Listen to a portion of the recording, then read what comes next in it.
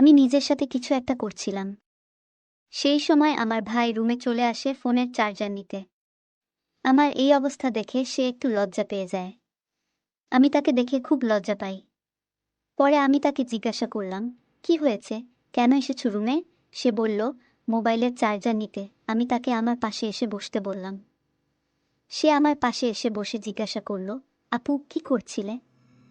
জামাইয়ের কথা মনে হচ্ছিল বুঝি? আমি বললাম, না, জামাইয়ের কথা মনে করে তো আর লাভ নেই। আমি তোমার কথা ভাবছিলাম। হ্যালো ফ্রেন্ড, কেমন আছো সবাই? আমি নীলা, আমার বয়স 25। আমি দেখতে অনেক সুন্দর। আমরা 2 ভাই বোন। আমার ছোট ভাইয়ের বয়স 20।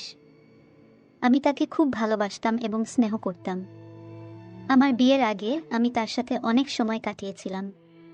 সে দেখতে সুন্দর হওয়ায় আমি তার প্রতি দুর্বল ছিলাম, কিন্তু তা কখনো প্রকাশ করিনি। মনে মনে অনেকবার চেয়েছিলাম তার সাথে ঘনিষ্ঠ হতে এবং তার কাছ থেকে ভালোবাসা পেতে, কিন্তু কখনো সাহস হয়নি বলার। কিছুদিন পরে আমার বিয়ে হয়ে যায় এবং আমি শ্বশুরবাড়ি চলে যাই। সেখানে সংসার শুরু করি। আমার স্বামী আমাকে অনেক ভালোবাসতো। কিছুদিন পর তার আচরণে অনেক পরিবর্তন লক্ষ্য করি। সে আর আগের মতো আমাকে ভালোবাসে না। রাত হলেই সে কোনো না কোনো অজুহাতে আমার কাছ থেকে দূরে থাকতে শুরু করে।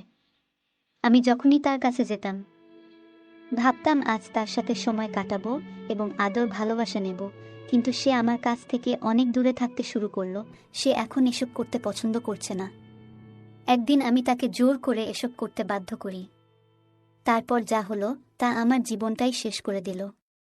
এই বয়সেই আমার ভালোবাসার প্রয়োজন ছিল, কিন্তু তা আর হবে না মনে হতে লাগলো। কারণ আমার স্বামী এখন অক্ষম হয়ে পড়েছে। তার কোনো এক রোগ ছিল, যার প্রভাব এখন দেখা দিতে শুরু করেছে। তাই সে আর কোনোভাবেই আমার অপূর্ণ ভালোবাসা পূর্ণ করতে পারবে না। আমি আমার জীবনের কথা ভাবতে ভাবতে অনেক কান্না শুরু করে দিলাম। এখন আমার কি হবে? কারণ আমার এসবের খুব প্রয়োজন ছিল।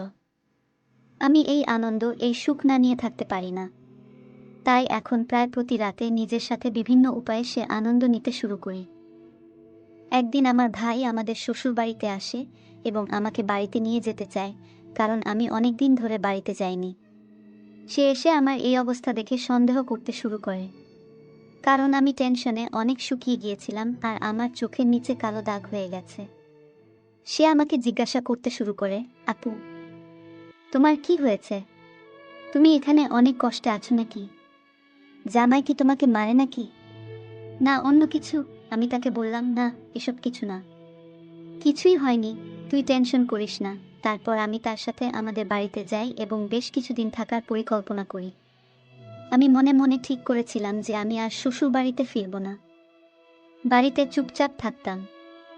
একদিন বিকেলে ছাদে বসে ভাবছিলাম আমার কি হবে এখন, আর কান্না করছিলাম। ঠিক তখনই আমার ভাই সেখানে চলে আসে।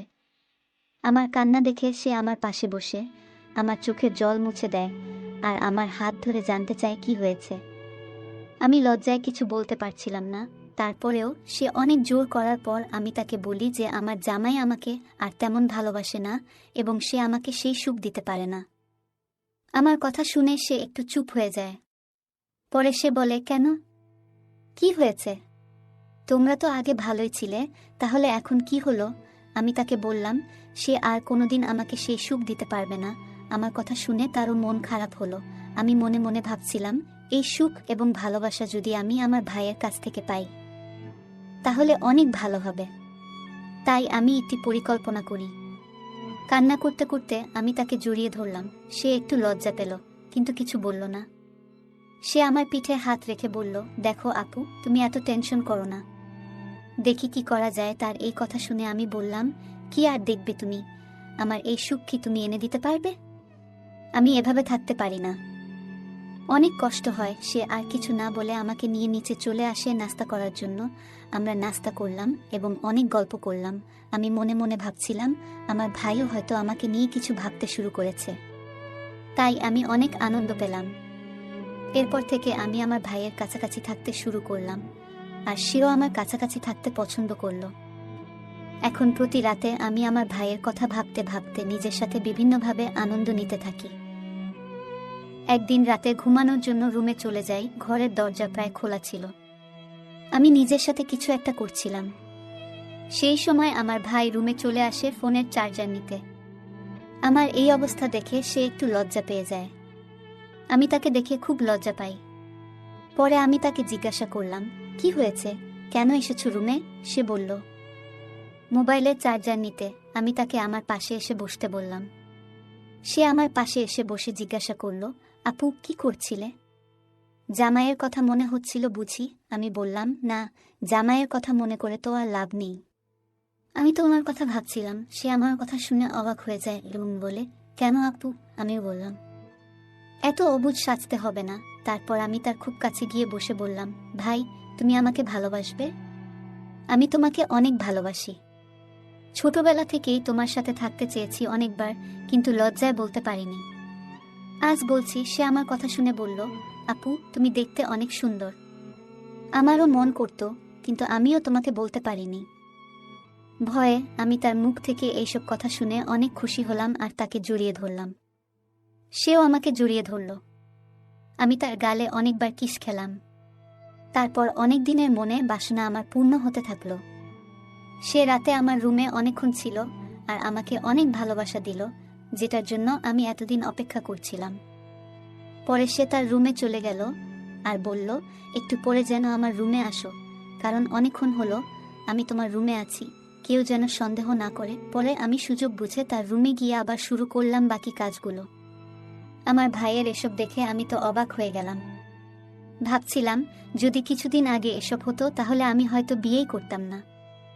আমরা সেদিন অনেকবার ঘনিষ্ঠ সময় কাটিয়েছিলাম। যে ভালোবাসা আমার ভাই আমাকে দিয়েছে, এতদিনেও আমার স্বামী আমাকে এই রকম ভালোবাসা দিতে পারেনি। তাই আমি মনে মনে ঠিক করলাম, আমি আমার স্বামীকে ছেড়ে দেব এবং বাড়িতেই থাকব। আর আমার সব অপূর্ণতা আমার ভাইয়ের কাছ থেকে পূরণ করব। এরপর থেকে আমি আর আমার ভাই একসাথে অনেক সময় কাটাতে শুরু করলাম। আমরা অনেক গোপনে এই সম্পর্কটা চালাতে লাগলাম, কারণ কেউ যদি এই সম্পর্কের কথা জানতে পারে তাহলে অনেক খারাপ মন্তব্য করবে। তাই আমরা খুব সাবধানে আমাদের সম্পর্কটা চালিয়ে যেতে থাকলাম। আমি এখন অনেক খুশি, কারণ আমার ভাই আমাকে অনেক ভালোবাসে এবং যত্ন নেয়। আমরা অনেক সময় বাইরে ঘুরতেও যেতাম, সেখানেও সুযোগ পেলে আমি আমার ভাইয়ের কাছ থেকে ভালোবাসা নিতাম। সেও আমার সাথে খুব খুশি ছিল, তাই সে আমাকে অনেক সময় দিত। কিছুদিন পর আমি আমার স্বামীকে ছেড়ে দেই। আমি বাড়িতে এসে আমার মায়ের সাথে সব শেয়ার করি এবং বলি যে জামাই আমাকে আর ভালোবাসে না। আমার কথা শুনে মা বললেন, যেটা তোমার ভালো মনে হয় সেটাই করো। স্বামীকে ছেড়ে দেওয়ার পর আমি নিজেই বাড়িতে থাকতে শুরু করি। আমি আর আমার ভাই একসাথে থাকা শুরু করলাম। অনেক সময় কাটাতে লাগলাম, গল্প করতাম, যা আমার জন্য অনেক ভালো সময় ছিল। এখন আমরা সুযোগ পেলেই ঘনিষ্ঠভাবে সময় কাটাই। গল্পটা কেমন লাগলো?